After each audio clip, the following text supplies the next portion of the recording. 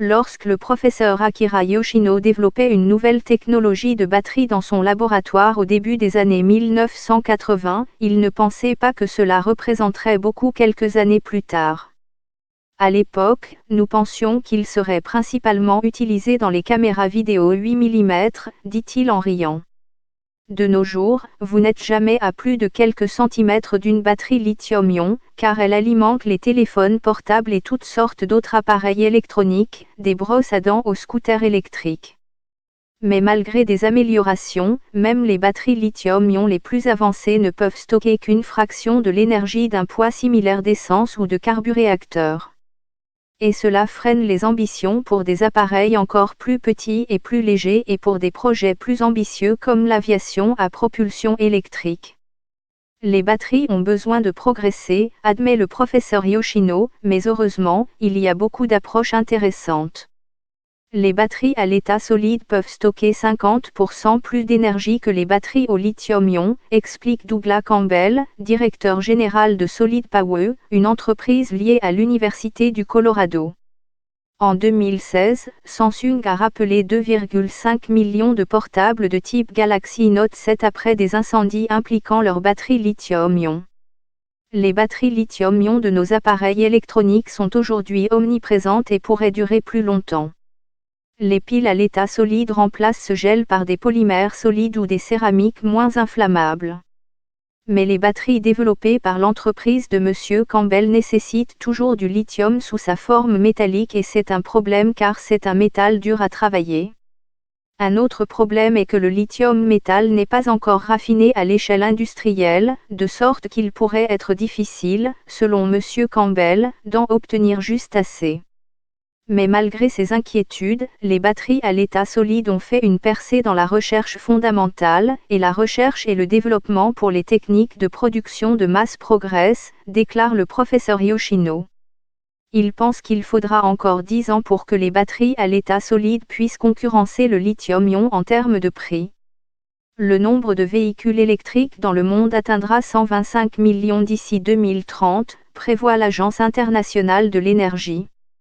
L'innovation dans le domaine des batteries est dirigée en grande partie par ce qui se passe sur le marché des véhicules électriques, affirme Rory McCarthy, analyste chez Wood Mackenzie, une société de recherche en énergie. Monsieur McCarthy affirme que le défi pour la batterie à l'état solide et les autres nouvelles technologies est de concurrencer les usines au lithium-ion, qui sont de plus en plus grandes et qui rendent leurs batteries moins chères. Il faut 4 à 5 ans pour qu'une nouvelle usine de fabrication de batteries atteigne sa pleine capacité et 10 ans pour récupérer son argent, ajoute-t-il.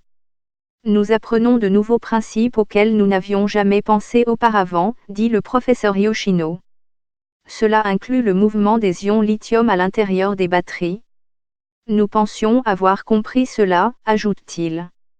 Mais maintenant, les scientifiques doivent revoir leur compréhension, car ce n'est pas ce à quoi nous nous attendions. Jane Berdychevsky affirme que seules les batteries lithium-ion peuvent avoir un impact significatif sur les batteries dans un avenir proche et encourager l'adoption massive des véhicules électriques. Sa société californienne, Sila Nanotechnology, développe des batteries lithium-ion qui peuvent potentiellement fournir une amélioration de 40% de la densité énergétique. Pour ce faire, il remplace les anodes en graphite, la partie de la batterie où le courant circule, par du silicium. Nous avons besoin d'investissement et d'innovation continue dans les batteries lithium-ion, dit-il.